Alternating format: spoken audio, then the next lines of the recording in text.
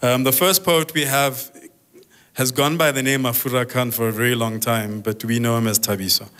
Thabiso's accomplishments within the world of poetry are numerous, but I think most importantly, he's one of the people who has kept that flag going with the organization he established called Word and Sound. So Thabiso.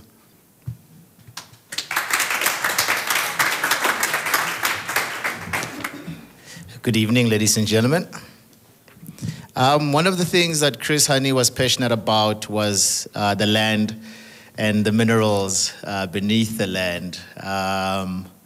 And who knows where this country would be if he would have been the first president of the country. So this poem I'm going to read tonight is called Black People Rock. And it's a celebration song, but in tragedy really, about the land and its minerals. Rumor has it that the roots of rock as we know it score whispers of truth, leave human records unspun in the form of ambition-propelled note streams. Rumor has it that we, compositions of clay, we speak sandstorms in the dialect of rock and carry score sheets of wealth as patterns of skin tone. Can you dig?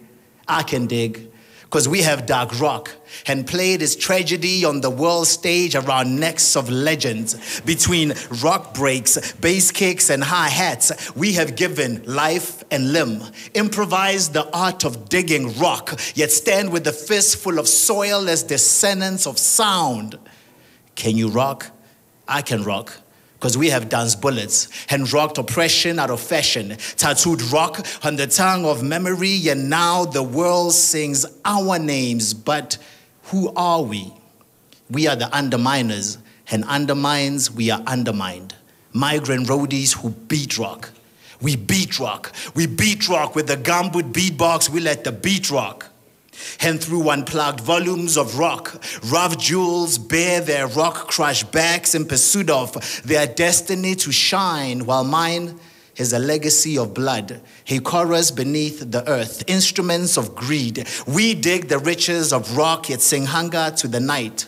My royalty was life unspoken, it hurts, buried in a verse, the irony of words, truth spoken unheard, on how you still fish the earth. And while they rhyme about platinum and gold, music is the canvas, we paint secrets untold. And when the album is done, and Black Label satisfies a black labor thirst, we play a new rhythm. Backstage, while they toast statues of our labor, we play a new rhythm. We let the beat rock.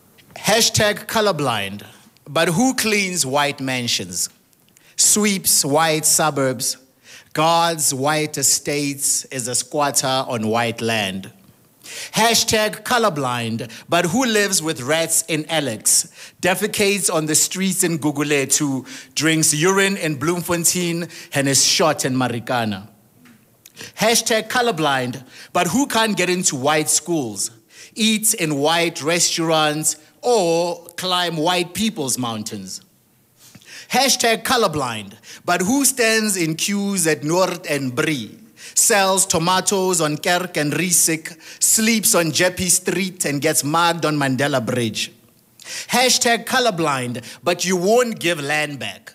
Discuss white privilege, the politics of quota versus merit, or that murderer de Klerk.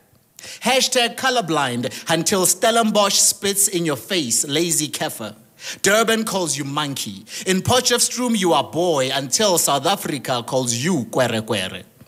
Hashtag colorblind until Europe labels you refugee, dirty, diseased terrorist. Go back home, wherever that is. Hashtag colorblind until America shoots you for everything but the truth, for wearing a hoodie, Skittles, a toy gun, for being black too loud. Hashtag colorblind until their plantations need blood. Let the slaves come home. Let the slaves come back home. What are the politics of your day? What color is your privilege and the color of your fart? In this country, we eat freedom and defecate Mandela's rainbow, a wealthy nation belly full on a staple of ARVs. So while you can afford to be colorblind, we walk the color lines between black and white, asking which black body died tonight. The fathers of our nation have made wives and concubines of our daughters. With liquor-stained breath, they drive lies big as mines, discarding family lives just to park their success between varsity thighs. A social degree in networking, flash cash to hungry eyes, a gold card can hypnotize. The morning after is not important. I know black men who leave their families to guard empty buildings at night because at the end of the rainbow, 1,000 Rand can buy a human life. I know black men who leave their families to guard other families at night. A safe piece of the rainbow if you can afford the price of a life. The same black men who know secrets of the night, drunken keys, hungry bellies, and screaming wives. The same black men who give life, raise seeds, live proud, and smile at strife. I know black men who look like me, who laugh, love, and dream like me. But I'm the tenant, and he is the one guarding me. I mean, your life and your journey, because I know a bit of it, has been navigating different spaces. And Makhafula talked about this idea of being fixated and having conviction in everything that you do. And you know, we're celebrating the life of a man who was selfless, who did have, you know, revolutionary love, so to speak, as well as a hatred for injustice. How has that impacted on your life and your outlook and how you've navigated the world? Sure. I think with Chris Hani, I mean, it's special in a sense that the day he passed away, I remember it like vividly. I was with my mom, the news broke, the entire township in Vosloorus decided we're going to go to Boksburg. Like, that was the scene. And for me, it became sort of like a learning process. Who's this man? Why is everybody so upset? What is going on?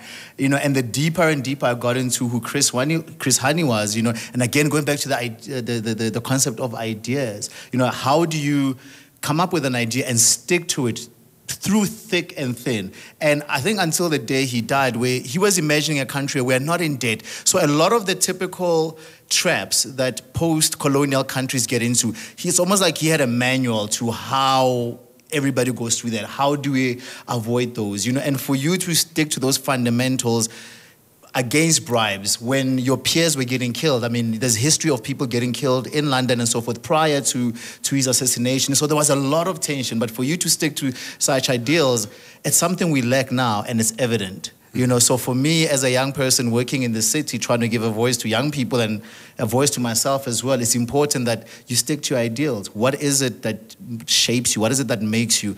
What is it that you vision for this country? And do you have what it takes to stick it out? You know, I think a lot of us, once we go pop, you know, we don't come back, you know. It's hard, it's hard. You know. All right, thank you. Where were you when the revolution was sold for a tender belly? When the children were fed snake and stone instead of fish and bread? Where were you when Technicolor dreams of freedom woke up to an animal farm? A sun-scorched reality of haves and have-nots. Poison soil makes waste of the farmer's time and toil. What harvest shall come from these young and fertile minds? Where were you when we watched the revolution televised, still waiting for change and a better life? Where were you when they ate cake and toasted on your behalf, dined on your budget and gave a hearty laugh? Where were you when he danced? Will do anything but deliver on the promise he danced. As though dancing for his life he danced and sang with a smile the president danced.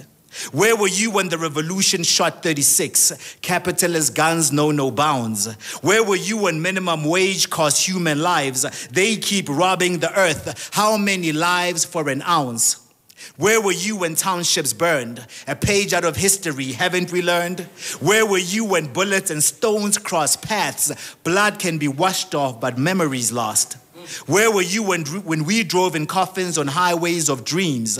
Where were you when we shared survival in tin boxes, hoping to mute its screams, my beautiful lasagna? Where were you when a black man was president? Where were you when the revolution was just a tender document?